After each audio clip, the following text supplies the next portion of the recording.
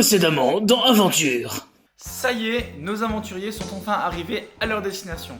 Nos jeunes aventuriers sont arrivés au mur des larmes de glace. Quant à nos grands aventuriers, eux, sont arrivés aux avant-postes de la forteresse d'Arcadia. Notre groupe de jeunes aventuriers est entré dans la forteresse du mur des larmes de glace. Et après une première inspection des alentours, ils décident de continuer tout droit par les escaliers. Cependant, une patrouille semble arriver du haut des escaliers. Ils ne l'ont pas vu venir et ont du mal à se préparer à cette embuscade. Un groupe de 4 soldats sont en haut des marches et sont prêts à les attaquer. Une magicienne, un lancier et 2... Comment on appelle une personne qui manie une hache? Un hachiste? Un hachoir? 2 personnes maniant des haches les attaquent.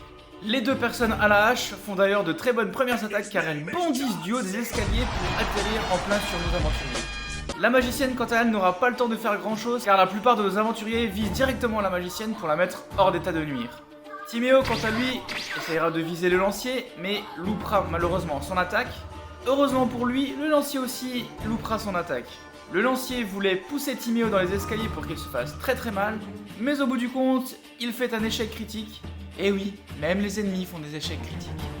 Et ce sera le lancier qui trébuchera et tombera lamentablement en bas des escaliers. Le reste du groupe n'aura qu'à le frapper au sol pour le terminer. Ce seront les 2 hacheurs, hachiers, les 2 personnes maniant des haches qui poseront un peu plus de problèmes. Après en avoir battu un, nos jeunes aventuriers arrivent à capturer le deuxième. Après un interrogatoire bien musclé, mené en partie par Artus, nos jeunes aventuriers découvrent qu'en effet, il s'agit d'une base d'entraînement pour les soldats du second. Mais nos aventuriers n'arrivent pas à avoir toutes les informations, ils savent que celui-ci leur cache quelque chose, mais ils n'arrivent pas à déceler quoi. Nos aventuriers décident donc de le laisser ligoter au milieu de la salle, ils viendront le récupérer plus tard. Le groupe de nos grands aventuriers, quant à lui, est arrivé à un des avant-postes de la forteresse d'Arcadia. Ces avant-postes servaient de tour de guet pour prévenir la forteresse des dangers, mais celle-ci a l'air quelque peu en ruine. Alors que nos aventuriers avancent dans ce terrain quelque peu marécageux, Paolo détecte du mouvement dans la tour.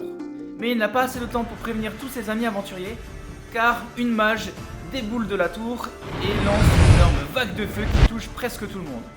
Notre groupe des grands aventuriers sont assez motivés ce jour-ci, car la plupart réussissent et font même de très bonnes réussites.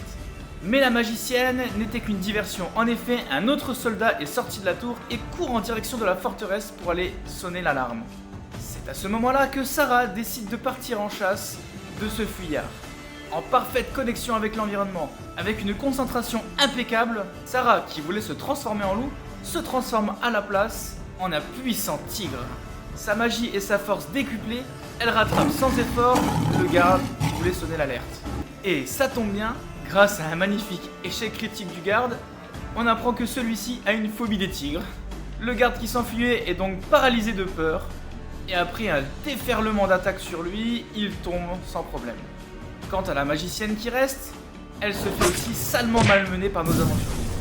Et lorsque la dernière flèche touche la magicienne, celle-ci tombe au sol, mais dans un mouvement de dernier recours, elle prend le cristal qu'elle avait en main et commence à le fusionner dans sa poitrine. Celle-ci se transforme alors en un gros dragon. Cependant, cette transformation n'a pas soigné ses blessures. Le dragon a certes l'air très imposant et il a l'air de faire beaucoup de dégâts, cependant il a l'air déjà blessé. En effet, la magicienne avait déjà perdu beaucoup de vie avant de se transformer. Après un assaut coordonné de tout le groupe, ce sera Samuel qui donnera le coup de grâce en plongeant sa dague dans une des ailes du dragon, ce qui mettra fin à sa transformation. Nos grands aventuriers sont donc sauvés, il n'y aura pas de renfort. Malheureusement pour eux, pas de soldats capturés, donc pas plus d'informations. Ils se dirigent donc vers la forteresse d'Arcadia. Mais quel mystère les y attend là-bas ?